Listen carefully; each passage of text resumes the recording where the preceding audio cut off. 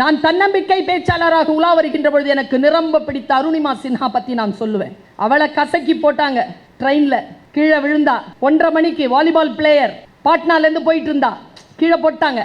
டெல்லி போயிட்டு இருந்தா ஒரு வேலை இன்டர்வியூக்கு, எதிர்த்தா 4 பேர் தாங்க முடியல, கசக்கி ரோட்ல தூக்கி போட்டாங்க. இன்னைக்கும் போய் பாருங்க, உங்களுடைய மொபைல் யூஸ் பண்ணும் பொழுது அருணிமா சின்ஹா அப்படின்னு போட்டீங்கன்னா உங்களுக்கு அவளுடைய ஸ்டோரி வரும். அவ கால் உடைஞ்சி, கை உடைஞ்சி, முதுகு உடைஞ்சி அந்த பிளாட்ஃபார்ம், அந்த தண்டவாளத்திலே கிடக்குறா. காலையில 1:30 மணிக்கு விழுந்தவ சாயந்தரம் 5:30 மணிக்கு அவளுக்கு வந்து உதவி வருது. நடுவுல இன்னொரு ட்ரெயின் வேற அடிச்சுட்டு போகுது. முதுகு தண்டு முத்தமா இல்ல.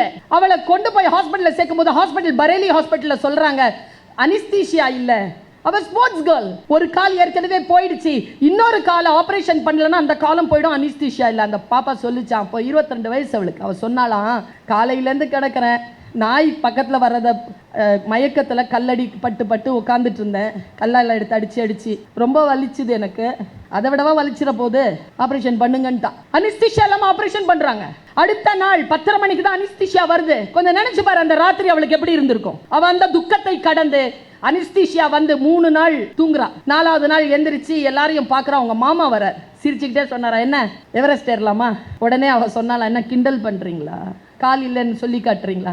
லூசு, சிகரம் ஏறுவதற்கு, எவரெஸ்ட் ஏறுவதற்கு 2 கால் வேணாம்ப்பா, 1 போதும் அப்படின்னு போயிருக்காருங்க. 2011 மார்ச் மாசத்துல அடிபடுதுங்க.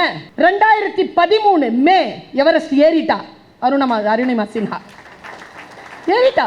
பாருங்க, எனக்கு எங்க தெரியுமா அவளை ரொம்ப பிடிச்சது, அவ எங்க விழுந்து சாவரத்துக்கு இருந்தாலோ அந்த தண்டவாளத்துல வந்து சொல்றா, இங்கே தானே எனக்கு மரணம் வந்தது, என்னை இந்த இறைவன் காப்பாற்றினான் என்று சொன்னால் ஏதோ ஒரு நன்மைக்காகத்தானே காப்பாற்ற வேண்டும், அந்த நன்மை என்ன என்று நான் தேடத் தொடங்கினேன்ங்கிறாங்க.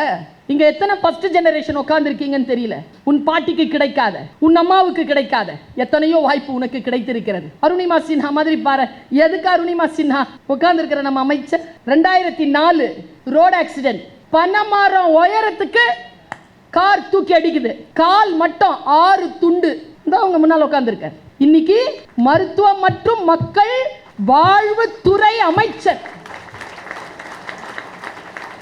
அது கைத்தட்டலுக்கான மேட்டர் இல்ல, கைத்தட்டலுக்கான மேட்டர் சொல்றேன் நான். அமைச்சர் பதவி யார் யாருக்கோ கிடைக்கிறது, இவருக்கும் கிடைத்திருக்கு. என் மனதில் மா சுப்பிரமணியம் அவர்களுடைய உயர்வு எங்கே தெரியுமா?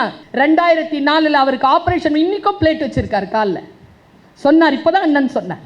காலில் அந்த ஆபரேஷன் நடந்து முடிஞ்ச உடனே டாக்டர் அவருக்கு சொன்ன அறிவுரை என்ன தெரியுமா? இங்க பாருங்க, இனிமேல் நடக்கிறது கஷ்டம், உங்களால் யோகாசனம்லாம் இனிமேல் பண்ண முடியாது, பத்மாசனத்தில் கூட உட்கார முடியாது, ரொம்ப கவனமா நீங்க பார்த்துக்கணும், இல்லைன்னா உங்க உடல் நலம் கெட்டுடும். சொல்லப்பட்டது 2004. 2014 21 கிலோமீட்டர் மேரத்தான் ஓடி சாதனை படித்து அந்த டாக்டரை போய் பார்த்திருக்க.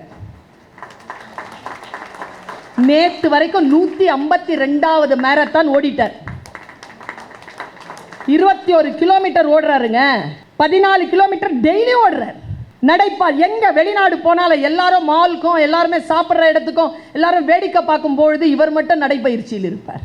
நான் யோசித்து பார்க்கிறேன், எது உனக்கு கிடையாது என்று இந்த உலகம் சொன்னதோ, நீ யார் எனக்கு சொல்லுவதற்கு, இதோ அதை பெற்று காட்டுகிறேன் பார் என்று எழுந்து நின்ற ஒரு எழுச்சி நாயகனை நாம் அமைச்சராக கொண்டிருக்கிறோம். அவர் நின்று பேசுறாருங்க. எனக்கு முன்னால் உரையாற்றிய அன்பு சகோதரர் செல்வகுமார் அவர்கள் மிக நீண்ட நெடிய தகவல்கள் உள்ளடக்கிய ஒரு கருத்துரையை உங்கள் மத்தியில் ஆற்றினார். எனக்கு அவர் சொல்லுகின்ற அத்தனை விஷயங்களும் தெரியும். நான் யாரை கவனித்துக் கொண்டிருந்தேன் தெரியுமா? உங்க எல்லாரையும் தான் பார்த்து கொண்டிருந்தேன். தகவல்கள் வந்து சேருகின்ற பொழுது நீங்கள் எப்படி அதை உள்வாங்குகிறீர்கள் என்பதில் தான் என் கவனம் இருந்தது. என்ன ஒரு காட்சியை நான் இங்கிருந்து, இந்த மேடையிலிருந்து பார்த்தேன் என்றால், முதல் 4 to 6 வரிசையில் உட்கார்ந்து இருக்கக்கூடிய மாணவர்கள் ஒருவரோடு ஒருவர் பேசவே இல்லை. அமைதியாக உட்கார்ந்து இந்த நிகழ்ச்சியை பார்த்து கொண்டிருந்தார்கள். கொஞ்சம் பின்னால முக்கியமாக அந்த ஒரு குரூப், அவங்க வந்து ரொம்ப உற்சாகமாக தனக்குள் பேசிக் கொண்டிருந்தார்கள். நீண்ட நாட்களுக்கு பிறகு மீண்டும் சந்தித்து உரையாடக்கூடிய வாய்ப்புகள் அந்த குழுவில் இருக்கக்கூடியவர்களுக்கு ஒரு வேளை கிடைத்திருக்கலாம்.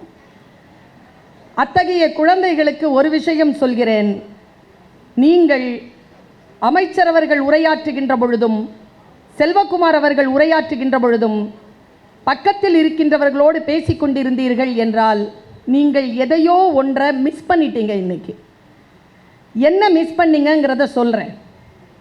நம் வாழ்க்கையை மாற்றக்கூடிய ஏதோ ஒரு சொல் யாருடைய உதடுகளிலோ ஒளிந்து கொண்டிருக்கிறது. அது ஏதோ ஒரு புத்தகத்திற்குள் மறைந்திருக்கிறது. எவ்வளவு சீக்கிரமாக அந்த சொல் வந்து சேர்கிறதோ அவ்வளவு சீக்கிரமாக மாற்றம் நிகழும். உங்கள் வாழ்க்கையை மாற்றி போடுவதற்கான வார்த்தைகளை சுமந்து கொண்டு இங்கே 2 பெருமக்கள் உரையாற்றி இருக்கிறார்கள்.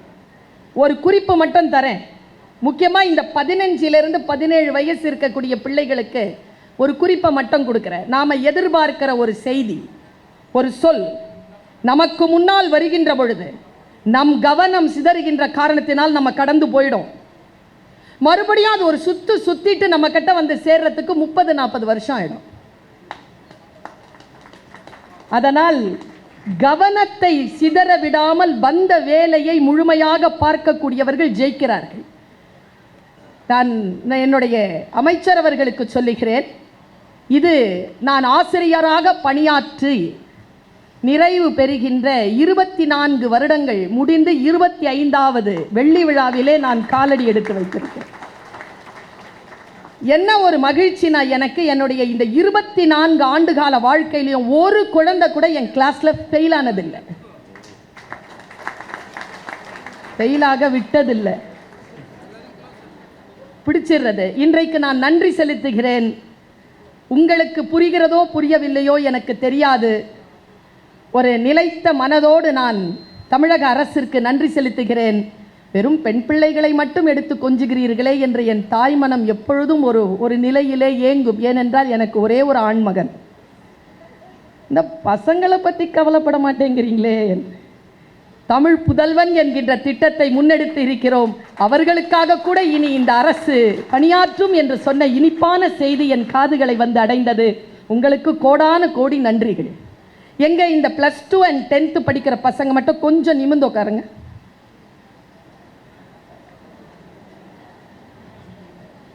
அமைச்சர் அவர்களுக்கு சொல்லுகிறேன், உங்கள் தொகுதி பிள்ளைகள் எங்க போய் இதை சொன்னாலும் 60-70% தான்.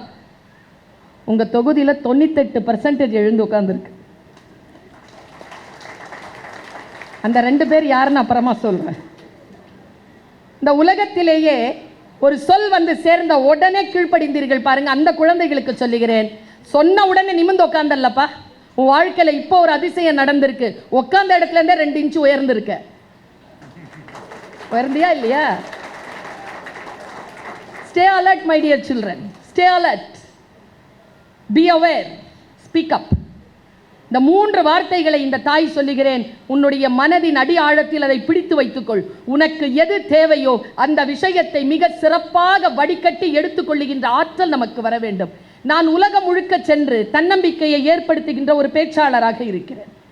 ஒரு ரகசியத்தை உனக்கு சொல்கிறேன். ஆக்சுவலாக நான் தன்னம்பிக்கை பேச்சாளர்லாம் கிடையாது, ஒரு இலக்கிய சொற்பொழிவாளர். நான் எப்படி தன்னம்பிக்கை பேச்சாளராக மாறினேன் என்றால், ஒரு ரகசியத்தை உனக்கு சொல்லுகிறேன். எந்த துறையையும் நீ தேர்ந்தெடுக்க வேண்டியதில்லை. நீ தயாராக இருக்கின்ற பொழுது அந்த துறை உன்னை தேர்ந்தெடுத்துக் கொள்ளும். நீ தயாராக இருக்கிறாயா? நீ எந்த துறையை உன்னை தேர்ந்தெடுக்க வேண்டும் என்று நீ வேலை செய்கிறாய்? உன்னுடைய அடிப்படை கனவு என்ன? நம்மில் பல பேருக்கு, இப்போ என் கிளாஸில் அமைச்சர் சாருக்கு சொல்கிறேன், ஏன்னா நான் உங்கள் எல்லாருக்கும் தெரியும், நம்ம கிளாஸில் டெய்லி பார்க்குற பஞ்சாயத்து தான். பேப்பர் கொடுத்தேன் என் கிளாஸில், 98 98 மார்க்கு. அது என்ன பண்ணுது, என்கிட்ட வருதுங்க. என்கிட்ட வந்து, மிஸ் என்ன இந்த 7 மார்க்ஸ் கொஸ்டினுக்கு 5 மார்க்ஸ் போட்டிருக்கீங்க மிஸ். ரெட் பென் எடுத்து கையில் கொடுத்து சொன்ன, போட்டுக்கோ. அது இல்லைன்னு தானே 5 மார்க் போட்டிருக்கேன். அதுக்கு 2 குறைஞ்சிருச்சான். போய் உட்காந்து முக்கி முக்கி முக்கி அழுவுது. அது பக்கத்தில் 1 கொஞ்சம் கூட கவலைப்படாமல் கேன்னு சிரிப்பு. இது கிளாஸ்ல இருக்கிற சிக்கல். சிரிச்சுக்கிட்டு இருக்கு, அது இது கேட்குது, இந்த சிரிக்குது இல்லை, அது அழுறதை கேட்குது. ஏய் ஏன் அழுற?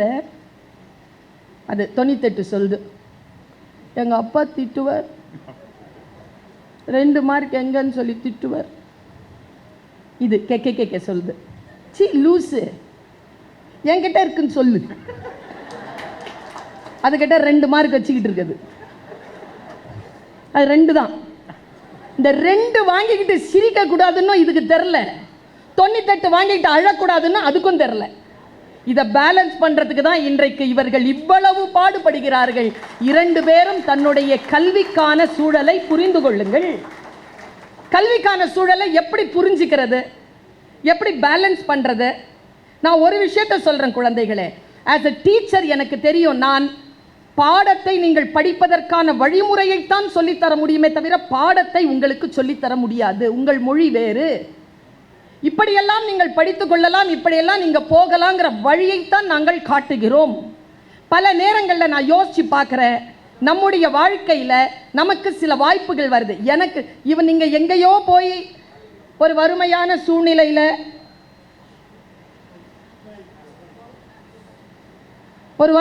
சூழ்நிலையிலிருந்து இவ்வளவெல்லாம் தகுதி பெற்ற ஒருத்தங்க இருக்கிறாங்க அப்படியே நீங்கள் எங்கேயுமே போக வேண்டாம். சென்னை மீர்சாயிப்பேட்டையில் ஒரு ஷீட் வீடு, 2வது மாடி, வெப்பம், அப்படி குளிர், 2மே அடிக்கும். எங்கள் குடும்பத்தில் நாங்கள் 5 பேர்னா 5 பேரில் 3 பேருக்கு வாய் கொஞ்சம் இழுத்து இருக்கும், ஏன்னா குளிர் தாங்காது.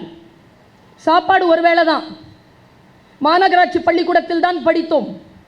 இன்றைக்கு நாங்கள் 5 பேர், என்னுடைய தாய்க்கு நாங்கள் 5 பிள்ளைகள்.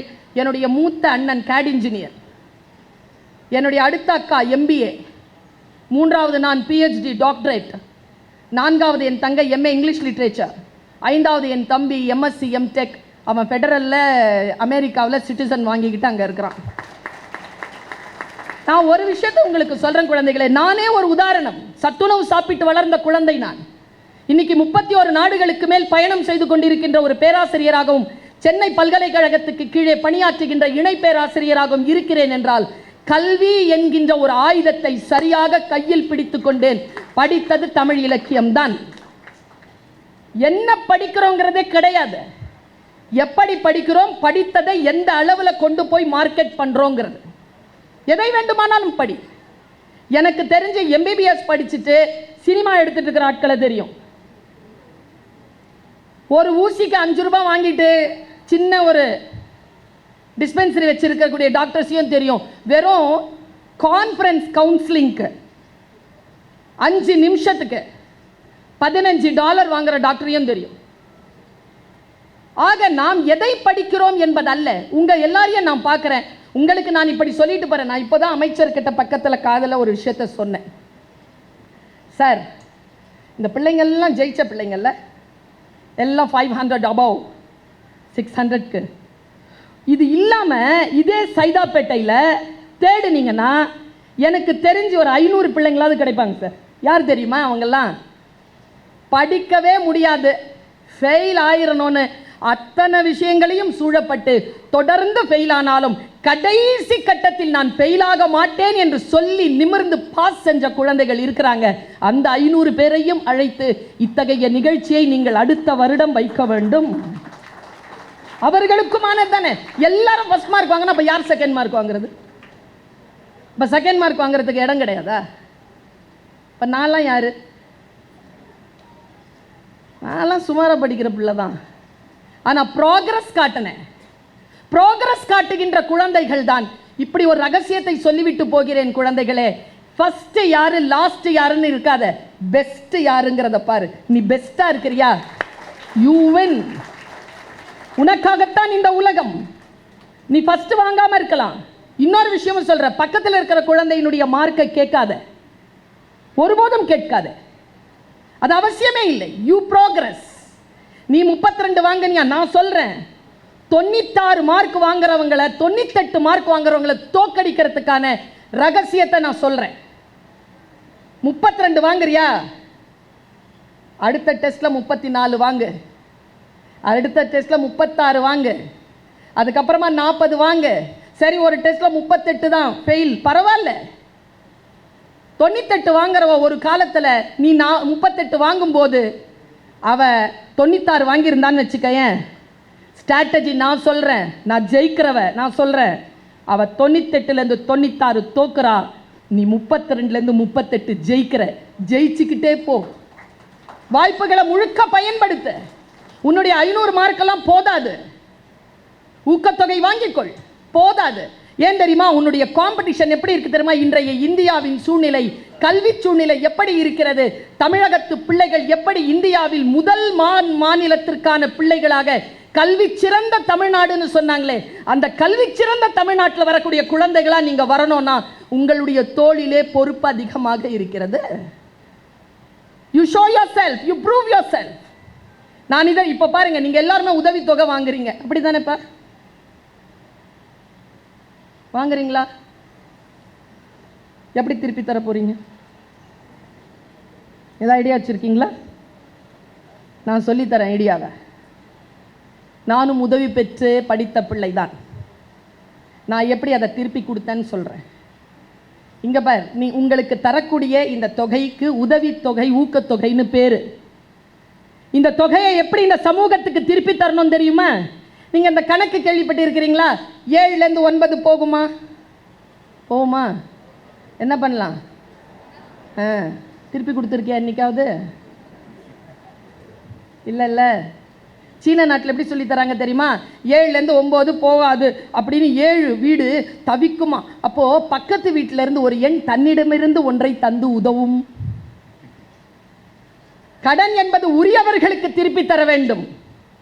உதவி என்பது உங்களுக்கு முன்னால் இன்னும் 10 ஆண்டுகளுக்கு பிறகு உன்னை போல் யாரேனும் உனக்கு முன்னால் வந்தால் நிச்சயமாக நீ பெற்ற இந்த கல்வி தொகையை அந்த குழந்தைக்கு நீ திருப்பி கொடுத்தால் அதுதான் உண்மையான வாழ்க்கையில் ஒரு விஷயத்தை நீ திருப்பி கொடுத்ததாக அமையும். அப்படிப்பட்ட வாழ்க்கையை நீ வாழ வேண்டும், வளர வேண்டும் என்று நான் எதிர்பார்க்கிறேன். நான் திருப்பி கொடுத்துட்டு இருக்கேன். 6 குழந்தைகளை ஒவ்வொரு வருடத்திற்கும் படிக்க வைத்துக் கொண்டிருக்கிறேன். நான் வாங்கியது 600 ரூபாய். +2ல எனக்கு கிடைச்சது 600 ரூபாய். அந்த 600 ரூபாய் காசை நான் இதோ என்னுடைய வேலை வாய்ப்பு எனக்கு கிடைத்த அந்த நாளில் இருந்து இன்று வரைக்கும் வருடந்தோறும் 6 பிள்ளைகளுக்கு ஃபீஸ் கட்டுற வேலையை நான் எடுத்துக்கொண்டேன். அது 600 ரூபாய் எனக்கு கொடுத்தவருக்கு நான் செய்யும் நன்றி. உன்னை நீ அந்த அளவுக்கு வளர்த்தெடுங்கிற நான். எல்லோராலும் முடிகிறது என்றால் உன்னால் முடியாதா? சார் ஒரு வார்த்தை சொன்னார், எனக்கு முன்னால பேசினவர். 2 சொல்லிட்டு போறேன் குழந்தைகளை. லிங்க் டீலிங்க்னு இருக்கு. ஒன்று நம்மளோட லிங்க் ஆகிக்கிட்டே வரும், ஒன்று டீலிங்க் ஆகிடும். இந்த டீலிங்க் ஆகிற விஷயம் என்ன தெரியுமா? பொம்பளை பிள்ளைகளுக்கு 6th 7th 8th 9th 10th எல்லாம் சேர்ந்து படிப்போமா? +1 +2ல பிரிஞ்சிருவோம். +2 வரைக்கும் சேர்ந்து படிப்போமா? காலேஜில் பிரிஞ்சிருவோம். காலேஜில் எல்லாம் சேர்ந்து படிப்போமா? வாழ்க்கையில் பிரிஞ்சிருவோம். இது டீலிங்க். அப்படியே வாழ்க்கை முழுக்கம் எடுத்துட்டு போறதெல்லாம் ரொம்ப கம்மி பர்சன்டேஜ், ரொம்ப குறைந்த பர்சன்டேஜ். இப்போ ரயில் பயணம் போல சும்மா ஒரு 2 மாதம் ஃபோன் பண்ணுவோம், பேசுவோம், அவ்வளோதான். அதுக்கப்புறமாலாம் லிங்க் இருக்காது. வாழ்க்கை முழுவதும். நான் இன்னொரு விஷயம் சொல்கிறேன், குடும்பம் இருக்குல்ல, கல்யாணம் ஆச்சுன்னா டீலிங்க் ஆயிடுதுங்க. கணவனோட பொண்ணு போயிடுறா, மனைவியோட பையன் போயிடுறா, அவங்க குடும்பம் அப்படின்னு போயிடுது. அண்ணன் தங்கையினுடைய உறவெல்லாம் ஆரம்ப காலங்களில் இருந்தது போல் இருப்பதில்லை, டீலிங்க் ஆகுது. குடும்ப உறவுகள் கூட டீலிங்க் ஆகுது. நம் உடன் கடைசி வரைக்கும் வருகின்ற ஒற்றை விஷயம் கல்வி மட்டும்தான் என் குழந்தைகள். அது எப்பவுமே டீலிங்க் ஆகாது. நீ நம்பு, நீ நம்பு. நீ படிக்கக்கூடிய படிப்பு இருக்குல்ல. நான் இந்த மேடையில் உட்காந்துக்கிட்டே பார்த்தேன், நிறைய குழந்தைகள் செல்போன் பார்த்துட்டு இருந்தீங்க. எனக்கு தெரியல, இங்கே அப்பாமார்கள் நிறைய பேர் வந்திருப்பீங்கன்னு நினைக்கிறேன். பசங்க அதை செய்யலாம். அப்பாமார்களுக்கு சொல்கிறேன், நான் இப்போல்லாம் ஃபோன் கையில் வச்சுக்கிறது இல்லை, கொஞ்சம் கொஞ்சமாக குறைச்சிட்டேன். நான் ஸ்க்ரீன் டைமை வேறு மாதிரி நான் செட் பண்ணியிருக்கேன். இப்போ பார்த்தேன், போன வாரம் நான் 2 மணி நேரம் தான் ஒரு நாளைக்கு பயன்படுத்தி இருக்கிறேன். ஸ்க்ரீன் டைம் இப்போ கண்ட்ரோல் பண்ணியிருக்கேன். நான் இந்த அப்பாமார்கள் இருக்காங்களே, எப்போ பார்த்தாலும் செல்ஃபோனை கையில் பிடிச்சிட்டே இருப்பாங்க, பார்த்துருக்கியா? சில அம்மாமார்களும் இருக்காங்க, நிறைய அப்பாமார்கள் தான். பாத்ரூம் போனாலும் அதான் நீங்கள் இருக்கலாம் ஐயா, நீங்கள் அதிலெல்லாம் எக்ஸாம்டட். ஏன் தெரியுமா? அதுதான் உங்களுடைய மக்களோடு நீங்கள் தொடர்பு கொள்ளுகின்ற, நீங்கள் என்டர்டெயின்மெண்ட்காக பார்க்குற நேரம் குறைவு, உங்கள் பணிக்காக நீங்கள் அதை பயன்படுத்துகின்ற நேரம் அதிகம் என்பதனால் உங்களை நான் சொல்லலை. என்னுடைய மொபைலே அந்த 2 மணி நேரம் நான் ஆஃபீஸாக தான் பயன்படுத்துகிறேன். Phone is for communication, not for conversation. Conversation கிடையாது அதில். இதில் இன்னொரு விஷயத்தை நான் ரொம்ப நுட்பமாக சொல்கிறேன். இந்த ஆண்கள் பாத்ரூம் போனாலும் எடுத்துகிட்டு போகிறாங்க. நான் ஒரு சைக்காலஜிஸ்ட் கிட்ட கேட்டேன், என்னத்துக்காக எப்போ பார்த்தாலும் பாத்ரூம்க்கு கூட அவங்க எடுத்துகிட்டு போகிறாங்கன்னு. பயமா? தனியாக போக. அதை விட பெரிய பயம் என்ன தெரியுமா? இந்த ஃபோனை தனியாக விட பயம். அதுதான் பெரிய பயமே. அவங்களாவது தனியாக போயிடுவாங்களே தவிர ஃபோனை தனியாக விட மாட்டாங்க. யாராவது பார்த்துட்டாங்கன்னா பக்கத்தில் இருக்கிறவங்க பாஸ்வேர்ட் தெரியாத மாதிரி தான் இருப்பாங்க, ஆனால் தெரிஞ்சு வச்சுருப்பாங்க. இந்த ஃபோன் இருக்கு இல்லையா, நான் உங்கள் எல்லாருக்கும் சொல்கிறேன், ஹேவ் டிஜிட்டல் ஃபாஸ்டிங். இல்லைன்னு சொல்லு. நீ அடுத்தவர்களுக்கு எவ்வளோ அறிவுரை சொல்கிற, அடுத்தவர்களிடத்தில் எவ்வளோ லீடர்ஷிப் காட்டுற. B a leader for your own. உனக்கு சில விஷயங்கள் நோ சொல். பாரு, இன்னிலிருந்து ஆரம்பி பார்ப்போம். உனக்கு சில விஷயங்கள் நோ சொல்லி ஆரம்பி. உன் வயதில் நான் ஆரம்பித்தேன், இதோ இந்த வயதில் இந்த மேடையில் அமைச்சர் பக்கத்தில் உட்காரக்கூடிய அந்த கல்வி தகுதியால் எனக்கு கிடைத்த அந்த நாற்காலியை நான் அனுபவித்துக் கொண்டிருக்கிறேன். ஒன்றும் இல்லைங்க, நௌஷத் அப்படிங்கிற ஒரு மிகப்பெரிய இசை கலைஞர், அவருக்கு நேஷனல் அவார்டு கிடைக்குது. கல்கட்டாவில் நேஷனல் அவார்டு வாங்கின அந்த நௌஷத் சொன்ன ஒரு வாக்குமூலத்தை உங்களுக்கு நான் கொடுக்குறேன். அவர் சொன்னார், இன்னிலிருந்து 10 வருஷத்திற்கு முன்னால் நான் 18 வருஷத்துக்கு முன்னால் நான் இதோ இந்த அரங்கத்தினுடைய எதிர் சைடில் இருக்கக்கூடிய பூங்காவில் உட்காந்து தான் ஹார்மோனியத்தில் இசையை கம்போஸ் பண்ணுவேன். அப்போ எனக்கு ஒரு கனவு இருந்தது, இந்த ஹாலில் எனக்கு அவார்ட் கிடைக்கணுன்ற கனவு இருந்தது. ஆனால் என்னுடைய அந்த பூங்காவுக்கும் அந்த ஹாலுக்கும் 18 அடி தான், 18 ஸ்டெப்ஸ் தான். 18 ஸ்டெப்ஸ் போயிட்டாங்கன்னா அவங்களுக்கு அந்த ஹாலில் வந்துடலாம். ஆனால் இந்த 18 அடியை கடப்பதற்கு எனக்கு 18 ஆண்டுகள் ஆனது என்று அவர் சொன்னார். இப்போ அங்கே நீ உட்காந்துருக்க பாப்பா, அங்கேருந்து இந்த மேடையில் இந்த சேர் எவ்வளோ தூரம்? ஏன்னா ஒரு 20 அடி இருக்குமா, 25 அடி இருக்குமா? அந்த 25 அடியை கடந்து இந்த மேடையில் நீ உட்காரணும்னா 20 ஆண்டுகள் நீ பணி செய்தாக வேண்டும். அதற்காக நீ உழைத்தாக வேண்டும், அதற்காக நீ படித்தாக வேண்டும். அப்பொழுதுதான் உன்னால் சில உயரங்களை அடைய முடியும். நமக்கு பல நேரங்களில் நம்ம எங்கே மிஸ் பண்ணுறோம் தெரியுமா? கதைகள் முக்கியமே இல்லை குழந்தைகளை. கதைகள் தருகின்ற அந்த மெட்டீரியல் இருக்கு இல்லையா, கண்டென்ட், அதை வாங்கி வச்சுக்கோ. எப்பொருள் யார் யார் வாய் கேட்பினும் அப்பொருள் மெய்ப்பொருள் காண்பது அறிவு. அந்த பொருளை மட்டும் பார், உள்ளுக்குள்ள எதற்காக அது சொல்லப்படுகிறது என்று மட்டும் பார். பல நேரங்களில் நான் யோசிச்சு இருக்கிறேன், இதெல்லாம் சொல்றதுக்கு உனக்கு என்ன தகுதி இருக்குன்னா யோசிச்சு இருக்கிறேன். நீ என்னப்பா செய்கிறேன்னு கேட்டிருக்கிறேன். ஆனால் பின்னால் தான் புரிந்து கொண்டேன், சொல்லுகின்றவர் யார் என்பதை விட சொல்லப்படுகின்ற பொருள் மிக முக்கியமானது. பல இடங்களில் சொல்லப்படுகின்றவர்களுடைய வாயிலிருந்து வரக்கூடிய வார்த்தைகள் மிக மிக நுட்பமாகவும் மிக மிக வீரியத்துடனும் இருப்பதற்கு அந்த மனிதனிடத்தில் இருக்கக்கூடிய அதிகாரம் காரணமாக இருக்கிறது என்று கூட நான் புரிந்து கொண்டிருக்கிறேன். இப்படி சொல்றேன், உங்ககிட்ட சொல்லாம எங்க சொல்றது? என்னுடைய வாழ்க்கையை நான் பென்சிலில் இருந்து தான் தொடங்கினேன். ஒரு பிடி டீச்சராக தான் தொடங்கினேன். மியாசியில் காலேஜ்ல எல்லாம் வேலை கிடைக்கல. இன்னைக்கு அசோசியேட் ப்ரொஃபஸர் நான் கிரீன் இங்க்ல சைன் பண்றேன். ப்ரோக்ரஸ் சரியா? இன்னொரு 4-5 வருஷத்துல என்னுடைய கிரீன் இங்க்குக்கான அதிகாரம் இன்னும் கூடும். எங்கேயோ ஒரு ஃபைல் இருக்குங்க, எங்கேயோ ஒரு பென் இருக்கு, சரியா? இந்த ரெண்டுத்துல எது உன் கையில வரணும்னு நீ நினைக்கிறியோ அது உன் கைக்கு வந்துடும். நான் உனக்கு சவால் விடுறேன், ஒரு 10 வருஷம் போலாம் வா. கதவை தட்டிட்டு ஃபைல் எடுத்துட்டு என்கிட்ட நீ என்கிட்ட கிரீன் இங்க்ல சைன் வாங்க போறியா? இல்லை, நான் ஃபைல் எடுத்துட்டு கதவு தட்டி உள்ளே வரும்பொழுது நீ உட்கார்ந்துட்டு கிரீன் பென்னில் சைன் பண்ணி எனக்கு தர போறியா? நான் டீச்சர் இல்லையா? ஃபைல் எடுத்துட்டு நானே வரேன், கிரீன் இங்க்கு உங்ககிட்டயே இருக்கட்டும், சைன் பண்ண. எனக்கு சைன் பண்ண.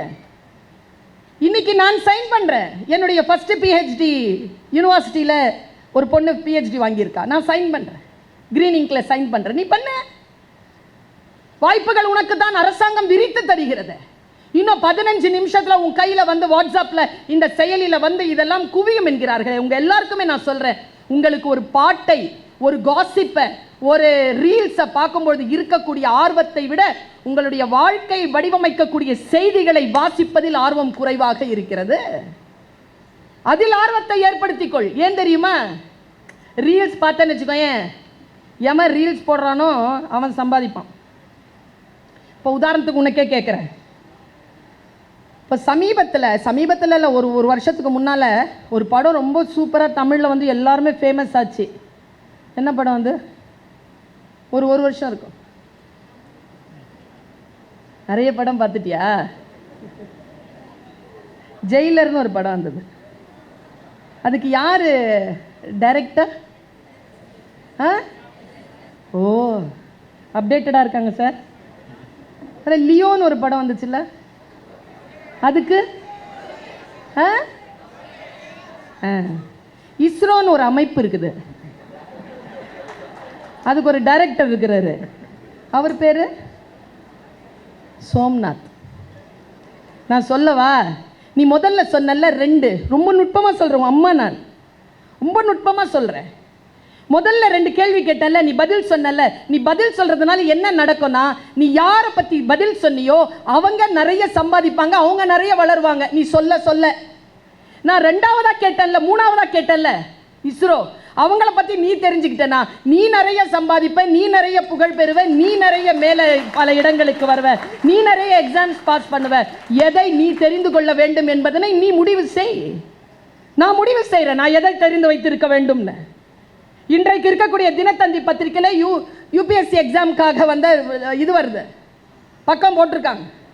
பல கேள்விகள் வருது, சும்மா எடுத்து வாசிக்கிறேன். தெரியாத கேள்விகள் எவ்வளோ இருக்குன்னு பார்க்குறேன். ஒவ்வொரு முறையும் என்னை நானே புதுப்பித்துக் கொள்கிறேன். எனக்கு அவசியம் இல்லை, நான் அந்த எக்ஸாம் எழுத போகிறதில்லை. ஆனால் நாளைக்கு ஏதோ ஒரு விஷயம் பார்க்கின்ற பொழுது இது என்னன்னு கேட்டால் பதில் சொல்ல தெரியணுமேங்கிற ஆர்வத்தில் நான் தேடுகிறேன். அறிவை தேடுங்கள் என் குழந்தைகளை, நிறைய தேடுங்க. அந்த தேடுதலால் வரக்கூடிய மிகப்பெரிய ஒரு பரிசு உங்கள் காலடிக்கு வரும். மந்திர சொல்லை ஒன்று சொல்லிவிட்டு போகிறேன். 17 வயதிலிருந்து 25 வயதிற்குள் நீ எதை செய்வாயோ வாழ்க்கை முழுவதும் அதைத்தான் செய்வாய். Decide now. இவங்க சொன்னாங்கல்ல, உனக்கு எது ரொம்ப பிடிச்சிருக்கோ அதை எடுத்து படின்னு. இந்த வயதில் சில விஷயங்கள் பிடித்திருக்கும், ஆனால் அதற்குள்ளாக உன்னுடைய அடுத்த காலகட்டத்தில் 10 ஆண்டுகளுக்கு பிறகு வாய்ப்புகள் என்ன என்பதனை தேடு. 5 வருஷத்துக்கு அப்புறமா இது என்னங்கிறது தேடு. பேராமெடிக்கல் பற்றி சொல்றாங்கல்ல, பேராமெடிக்கல்ல பர் ஆனம் மேக்சிமம் எவ்வளவு சம்பாதிக்கலான்னு பாரு. உள்ள இறங்கி டீட்டெயில்டா போ. எனக்கு தெரிஞ்சு டீட்டெயில்டா யார் தெரிஞ்சுக்கிறாங்களோ அவர்கள், நீங்க டீட்டெயில்டா போகாதபடிக்கு உங்களுடைய காட்சி, இந்த கேட்ஜெட் இருக்குல்ல, அது மைண்டை ஸ்ட்ரக் பண்ணுது குழந்தைகளை. ரொம்ப படம் பார்த்துக்கிட்டே இருந்தேன்னா, ரொம்ப ரீல்ஸ் பார்த்துக்கிட்டே இருந்தேன்னா இந்த சிந்தனா திறன் குறையும். கொஞ்சம் ஷார்ப்பாக வச்சுக்கோ, ஒரு 4-5 வருஷம் வச்சுக்கோ. ஏன்? இன்னொரு விஷயம், இந்த வயசில் லவ் மேட்டரில் சிக்கிக்காத. அதான் பத்தியா ஒருத்தன் குரல் கொடுக்குறான், பாதிக்கப்பட்டவன், முடியல அவனால். அமைச்சர் வீட்டில் இருக்கக்கூடிய மேடை, பேராசிரியர் பேசிக்கொண்டிருக்கிற மேடைன்னா கூட வந்துருச்சு பாரு அவனுக்கு. நான் ஒன்று சொல்கிறேன், இப்போ தேடாத, அது வரும். ஒரு இப்போ இருக்கிற உன் ஏஜுக்கு பார்த்தா ஒரு 10 வருஷம் அமைதியார், கம்முன்னு ஒன்று வரும். வந்தால் போகாது, கூடவே இருக்கும். உனக்கு தெரியணுமா கூடவே இருக்கும், போவே போவாதுன்னு. இப்போ சொல்கிறேன் பார், என்ன அமைச்சர் அவர்களே, வந்துட்டா போவாதுங்க, கூடவே இருக்கும். சாகிற வரைக்கும் கூட இருக்கிற ஒன்று 10 வருஷத்தில் வந்து தொலைய போதில்லை. இப்போ ஏன் அதுக்கெல்லாம் தேடி அலையிற? ஃப்ரீயாரு, படி, நிறைய விஷயங்களை சம்பாதி, தெரிஞ்சுக்கோ, தகவல்களை தெரிந்து கொள். தகவல்கள் உனக்கு சரியாக இருக்கிறதா என்று பார். தக்கது வாழும், தகாதது வீழும். உன்னை தகுதிப்படுத்திக்கொள். அறிவை விரிவுபடுத்து, அகண்டமாக்கு. விசால பார்வையால் விழுங்கு மக்களை. நான் செய்கிறேன், நீயும் செய். நான் ஒரு விஷயம் சொல்லவா, என்னுடைய யூஜிசி ஸ்கேல் இருக்குல்ல, டீச்சராக நான் போயிருக்கேன். செல்வகுமார் சார் அதை அழகாக சொன்னார். எத்தனை பேர் அதை கேட்டீங்கன்னு தெரியல. இந்த ஃபோர்ஸாக பேச்சு போயிட்டே இருக்கும்போது சில நேரங்களில் மிஸ் பண்ணிடுறீங்க. உங்கள் மீது தான் எனக்கு கவலை. இப்போ பாருங்க, இப்போ என்னுடைய சம்பளத்தை, யூஜிசி சம்பளத்தை நான் மாற்ற முடியாது. எனக்கு அவ்வளோதான் சம்பளம், ₹1 கூட கொடுக்க மாட்டாங்க. ஆனால் நான் ஒரு அடிஷ்னல் குவாலிட்டியை வளர்த்துக்கிட்டேன், ஸ்பீக்கிங். இப்போ ஸ்பீக்கிங் ஸ்கில்ஸ் காலேஜ் முடிச்சதுக்கு அப்புறமா நான் பல மேடைகள், பல நாடுகளுக்கு போகிறேன். நான் சொன்னேன்ல, 31 நாடுகளுக்கு போகிறேன். ஒரு டிக்கெட்டை கூட என் சொந்த செலவில் வாங்கினது கிடையாது. ஆமாப்பா, நான் ஒன்று சொல்லவா, ஒரு வேலைக்கு போனேன்னு வச்சுக்கோயேன், அவங்க கொடுக்குற சம்பளம் தான். நீ டேலண்ட்டை வளர்த்துக்கிட்டு உன்னுடைய டேலண்ட் மூலமாக சம்பாதிக்க ஆரம்பிச்சேன்னு வச்சுக்கோயேன், அந்த சம்பளத்தை நீயே முடிவு செய்யலாம். எத்தனையோ வெரைட்டி இருக்கு. எனக்கு தெரிஞ்சு ஸ்பீக்கிங் ஸ்கில்ஸில் 36லேருந்து 38 வகை இருக்கு. ஒரு மணி நேரத்திற்கு 35 லட்சம் இந்திய ரூபாய் வாங்குகின்ற பேச்சாளர்களை எனக்கு தெரியும், அமெரிக்காவில் இருக்கிறார்கள். ஒரு சின்ன ஒரு கார்ப்பரேட் கம்பெனியில் 3 நாள் கிளாஸ் எடுத்து 12 lakhs பில் போடுற ஸ்பீக்கர்ஸ் எனக்கு தெரியும், corporate speakers. Speaking is a skill. எழுதுறீங்கல்ல, எழுதுறது ஒரு ஸ்கில். கோடிக்கணக்கான பணத்தை சம்பாதிக்கின்றவர்கள் எழுத்தாளர்களாக இருக்கிறார்கள். ஆனால் அவர்களுக்கு தெரிய வேண்டும் அதை சம்பாதிக்கிறது. நான் சொல்றது ஃபிக்ஷன் எழுதுறவங்களை இல்லை, காப்பிரைட்ஸ் எழுதுறாங்கல்ல, தொட்டு தொடரும் ஒரு பட்டு பாரம்பரியம். போய் பாரு பில் எவ்வளோ போட்டிருக்காங்க. பால் மேலும் பால். You cannot eat just one. கரை நல்லது. கேட்டுப்பார், 35 லட்சம், 40 லட்சம், 14 லட்சம், 20 லட்சம் பில்லு சம்பாதிக்கிறதுக்கு எவ்வளவோ வழி இருக்கு. ஆனால் என் குழந்தைகளே, நான் உங்களுக்கு சொல்லுவது, உங்களை முதலில் தகுதிப்படுத்திக் கொள்ளி கடலுக்குள்ள போ. இப்போ நீ கப்பல், கரையில் நிறுத்தப்பட்டிருக்கும் கப்பல், நல்லா எக்யூபைடு, என்ன வசதிகள் தருகிறார்களோ, நடு கடலை சந்திக்கின்ற பொழுது உனக்கு எந்த உதவியும் கிடைக்காது. இந்த உதவியை வைத்து அந்த கட்டமைப்பை பலப்படுத்திக் கொண்டு கடலை சந்தி. இந்த டைம்ல என்ன கேட்டீங்கன்னா 2 பேரோட மட்டும்தான் ஜாகிரதையா இருக்கணும். இந்த மாதிரியான ப்ரோக்ராம்ல ஒன்று வலதுபுறத்தில் உட்காந்துருக்கு, ஒன்று இடதுபுறத்தில் உட்காந்துருக்கு. 2 தான் குப்பைகளை போடும், 2 தான் கான்சன்ட்ரேஷனை கலைக்கும். Never allow anybody to disturb your concentration. Concentration is everything. கவனம் தான் உலகத்தில் எல்லாமே. கவனம் சிதறினால் வாழ்க்கை சிதறும். உன்னிடத்தில் ரொம்ப மனசு ரொம்ப நெருக்கமாக உணர்கின்ற காரணத்தினால் 2 நிமிடங்களில் என் பேச்சை நிறைவு செய்கிறேன். ரொம்ப பரவசமான சூழ்நிலையில் இதை சொல்கிறேன். இதை சொல்லுகின்ற பொழுதெல்லாம் என்னுடைய நான் தழுதழுக்காமல் இருப்பதில்லை. என்னுடைய தகப்பனார் தான் எனக்கு மிகப்பெரிய ஆசான். என் தாயின் சொல்லை, என் தகப்பனின் சொல்லை நான் கேட்கிறேன். என் காதுகளில் அதை உள்வாங்கிக் கொள்கிறேன். கரடு முரடாகத்தான் வரும், ஆனால் உள்வாங்கிக் கொள்கிறேன். மரண படுக்கையின் போது என் அப்பா சொன்ன வார்த்தை, குழந்தைகளே, 15 வயதில் உனக்கு புரிந்துவிட வேண்டும் என்கின்ற பேரார்வத்துடனும் பெரும் பிரார்த்தனையுடனும் மனதில் பொங்குகின்ற பெரும் கருணையுடனும் நான் இதை உங்களுக்கு சொல்லுகிறேன். கவனப்படுத்திக்கொள் குழந்தையே. இந்த 15 வயது மிக முக்கியமானது. இந்த 16, இந்த மேடையில் இருக்கக்கூடியவர்கள் யாரிடத்திலும் அது கிடையாது. இவர்களிடத்தில் பதவி இருக்கலாம், பணம் இருக்கலாம், புகழ் இருக்கலாம். உன்னிடத்தில் இருக்கக்கூடிய இளமை இவர்களிடத்தில் இல்லை.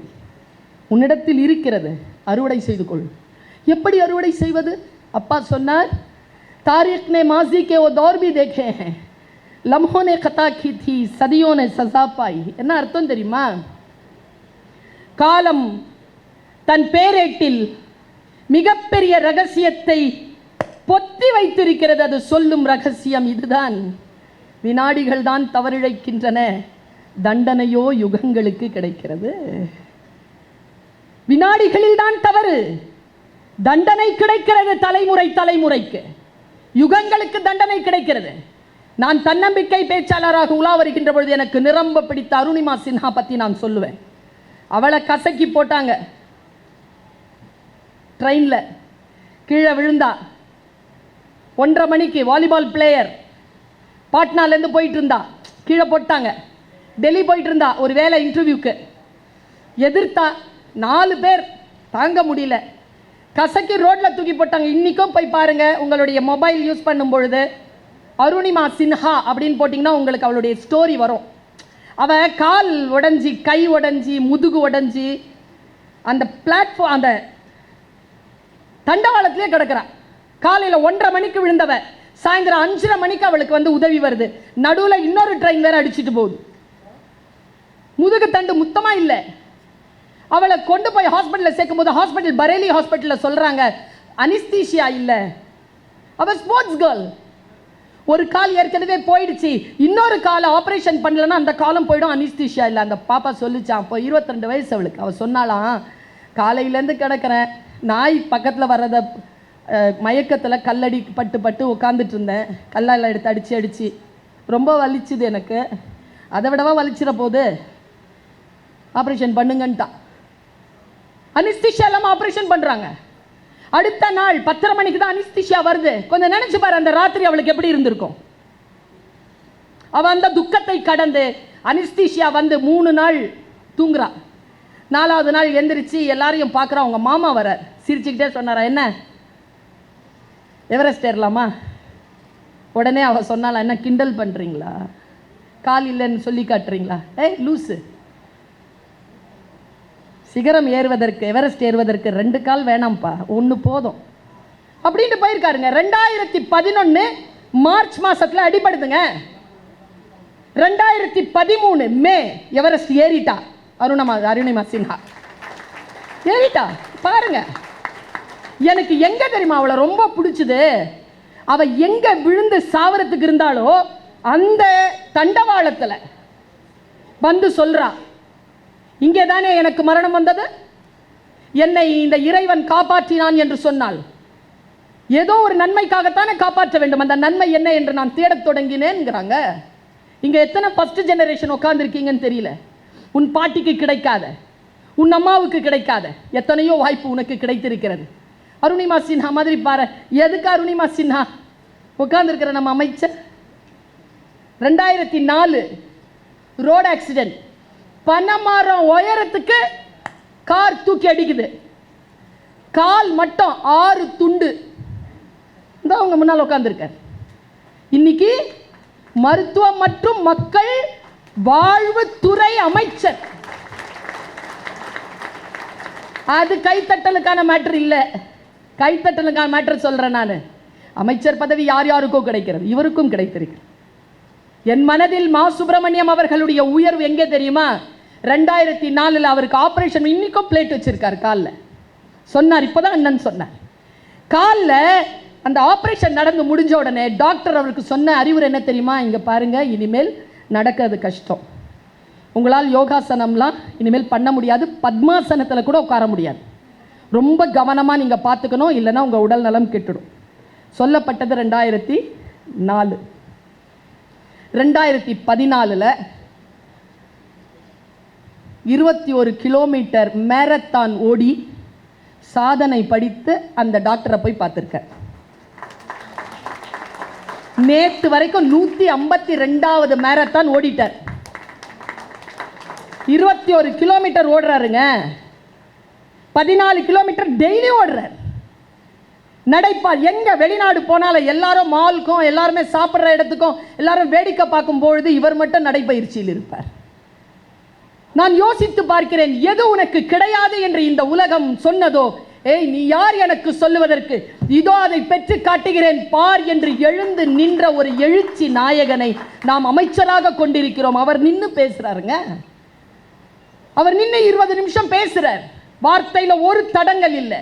அவர் சொன்ன அந்த நலத்திட்டங்களை எப்படி பார்க்கிறேன் நான். அமைச்சர்னா இவர் தாங்க அமைச்சர். இப்படிலாம் சொல்லணும், தகவல்களை இப்படிலாம் தெரிஞ்சு வச்சிருக்கணும்.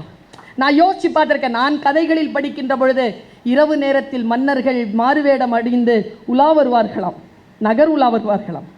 நகர குழந்தைகளுக்கு என்ன வேண்டும், பெண்களுக்கு என்ன வேண்டும், முதியவர்களுக்கு என்ன வேண்டும், வியாபாரிகளுக்கு என்ன வேண்டும், அவர்களிடத்தில் என்னென்னலாம் சிக்கல் இருக்கிறது என்று அப்படி தேடி தேடி பார்த்து தன்னை அரசியலில் முன்னிறுத்திய தன்னுடைய சைதை தொகுதி வாழ் மக்களுக்காக நகர் வலம் வந்து தன்னுடைய கடமையை மிகச்சரியாக செய்து கொண்டிருக்கக்கூடிய ஒரு அமைச்சர் நமக்கு கிடைத்திருக்கிறார். குழந்தைகளே, அவருக்கு இப்படி சொல்ல வேண்டும் என்று தோன்றுகிறது. அவருக்கு கடவுள் நம்பிக்கை கிடையாது, எனக்கு இருக்கு இல்லையா? குடி செய்வல் என்னும் ஒருவருக்கு தெய்வம் மடித்தற்று தான் முந்துரும். என்ன அர்த்தம் தெரியுமா ஐயா? அவருக்கு மட்டும் நான் சொல்லல குழந்தைகளை, உங்களுக்கும் சொல்லுகிறேன், எனக்கும் சொல்லுகிறேன். கோயிலில் உட்கார்ந்து இருக்கிற சாமி இருக்குல்ல, ரொம்ப நாளாக உட்காந்துட்டு இருக்குல்ல, அது எப்போ எந்திரிச்சு பா போதண்டாப்பா வாடா உனக்கு நான் கொஞ்சம் வேலை செய்கிறேன்னு யாருக்கு முன்னால் போகும்னா, யார் மக்களுக்காக வேலை செய்வதற்காக கிளம்புகிறார்களோ தெய்வம் மடித்தட்டி அவர்களுக்கு முன்னால் போய் வேலை செய்யும் என்று சொல்லுவார்கள். எத்தனையோ நலத்திட்டங்களை உங்களுக்காக கொண்டு வந்து தந்திருக்கிறார். உங்கள் அத்துணை பேருக்கும் குழந்தைகளை சொல்லுகிறேன், செய்யத்தக்க அல்ல செய்ய கெடும், செய்யத்தக்க அல்ல செய்ய கெடும். வள்ளுவம்தான். எது செய்யக்கூடாதோ அதை செய்தால் சூழல் கெட்டு போகும், செய்யத்தக்க செய்யாமையாலும் கெடும். எது செய்ய வேண்டுமோ அதை செய்யாமல் இருந்தாலும் கெட்டு போகும் என்றான் திருவள்ளுவன். உங்கள் வாழ்க்கையில் உங்களுக்கு வரக்கூடிய காலத்தை புரிந்து கொள்ளுங்கள். தவளை தண்ணியில் போடும் பொழுது அது ஆமன் நம்ம சொல்லுவோம். வெந்நீரில் போட்ட உடனே அது செத்து போகுதுன்னு ஒரு கதை கேட்டிருக்கீங்களா? வெந்நீரில் ஆமை போடுவாங்க, அது வெப்பமாயிட்டே இருந்தால் ஆமை செத்து போயிடும். கேள்விப்பட்டிருக்கீங்களா இல்லையா? நீங்கள் கேள்விப்படலைன்னா உங்கள் மேலே தப்பு இல்லை, உங்கள் அம்மா அப்பா மேலே தப்பு, உங்கள் டீச்சர்ஸ் மேலே தப்பு. எங்களுக்கெல்லாம் சொல்லி கொடுத்துருக்காங்க இல்லையா? தவளையை நீங்கள் தண்ணியில் போட்டு கீழே வெப்பத்தில் ஏற்படுத்திட்டீங்கன்னா அது நீந்தி நீந்தி வந்துட்டு கடைசியாக துள்ளாமல் செத்து போயிடுமா. அமெரிக்காவில் ஒரு ஸ்டடி பண்ணாங்க. நீ வீட்டுக்கு கொண்டு போகிற செய்தியாக நான் இதை சொல்கிறேன். அமெரிக்காவில் செஞ்ச ஸ்டடி என்ன தெரியுமா? இப்போ நீ சொல்லு, இப்போ ஒரு தண்ணி தொட்டியில் நான் தவளையை போடுறேன், கீழே ஒரு அடுப்பை வைக்கிறேன். இப்போ தவளைக்கு சூடு ஏறுது, தவளை குதித்து வெளியில் போகலாம், அவ்வளோ ஸ்பேஸ் இருக்குது. ஆனால் தவளை குதித்து வெளியில் போகலை. ஏன்? சூடு ஏறிக்கிட்டே இருக்கு, அப்படியே அது விரைச்சி போய் அப்படியே செத்துருது. ஏன்? ஏன் வெளியில் வந்துடலாம்ல, துள்ளி குச்சி வெளில வரலாம்ல, சூடு ஏறுத, ஏன் வரல? பயமா? பயம், முயற்சியின்மை, இதமா இருந்தது, வயசா, மைண்ட் செட். மைண்ட் செட் என்ன மைண்ட் செட்பா? வெளில வர முடியாதுன்னு ஆராய்ச்சி என்ன சொல்லுது தெரியுமா தம்பி? அமெரிக்காவில் இதை சொல்கிறாங்க. என்னென்னா, ஹீட் ஆர்டிஃபிஷியல் ஹீட். அந்த அனிமல் கோல்ட் பிளட்டட் அனிமல். அதற்கு உடம்புல ஒரு சக்தி இருக்குது. அது தண்ணிலையும் இருக்கும், தரையிலையும் இருக்கும். தண்ணியில் இருக்கும்போது சூரிய வெளிச்சம் வந்துச்சுன்னா அது உடம்புல இருக்கக்கூடிய எனர்ஜியை வெளிப்படுத்தி அந்த ஹீட்டை சமாளிச்சுக்கும். இந்த தவளை ஏன் சாகுதுன்னா, அது ஸ்டார்ட் பண்ணும்போது, ஹீட்டை ஸ்டார்ட் பண்ணும்போது இதமாக இருக்குன்றதுனால அது சகிக்காது, தன்னால் சமாளிச்சிக்க முடியும்னு எனர்ஜியை அனுப்பும். எனர்ஜியை அனுப்ப அனுப்ப அது ஹீட் அதிகமாகி எனர்ஜி ஃபுல்லாக அனுப்பிடும் சமாளிக்கிறதுக்கு. ஹீட் பாயிண்ட் அடிக்கும் பாரு, வெளியேறுவதற்கு எனர்ஜி இல்லாமல் செத்து போயிருமா. நமக்கு சொல்கிற பாடம் என்ன தெரியுமா? சமாளிச்சுக்கலாம் சமாளிச்சுக்கலாம் சமாளிச்சுக்கலான்னு இருக்காத. ஃபஸ்ட்டு ஹிட் பண்ணும் பொழுதே டக்குன்னு எழுந்திருச்சு எனக்கு இது பிரச்சனை இருக்குது என்று சொல்லக்கூடிய அந்த வாய்ப்பை நீ பெற்றுக்கொள். அது உன் ஆசிரியராக இருக்கலாம், உன் பெற்றோராக இருக்கலாம், இல்லையா இதோ இவர்கள் தருகின்ற ஹெல்ப்லைனாக இருக்கலாம். எதையேனும் பயன்படுத்தி என் குழந்தையே, வாழ்க்கையில் நீ ஜெயிக்க பிறந்தாய் என்பதனை இந்த உலகத்திற்கு திரும்பி பார்த்து சொல்லிவிட்டு தான் இந்த உலகத்தை விட்டு நாம் போக வேண்டுமே தவிர, அதற்கு முன் இந்த உலகத்தை விட்டு போவதற்கு எந்த ஒரு சூழ்நிலையையும் அனுமதிக்க கூடாது. ஆற்றல் பெற வேண்டும், தன்னம்பிக்கை பெற வேண்டும், சூழல்களை சரியாக புரிந்து கொள்ள வேண்டும். இப்படி சொல்லி நிறைவு செய்கிறேன். நான் சிட்டுக்குருவிதான் குழந்தைகளை, பறக்க பறக்க தான் தெரிஞ்ச ராஜாளின்னு. இன்னைக்கு வானத்தில் சிறகு விரித்து பறந்து கொண்டிருக்கிறேன். நீயும் சிட்டுக்குருவி அல்ல, ராஜாளியின் குஞ்சுதான். சிறகை விழி, எழு, பற, வானம் காத்திருக்கிறது. அங்கே சந்திப்போம். வாய்ப்புக்கு மகிழ்ச்சி. வணக்கம்.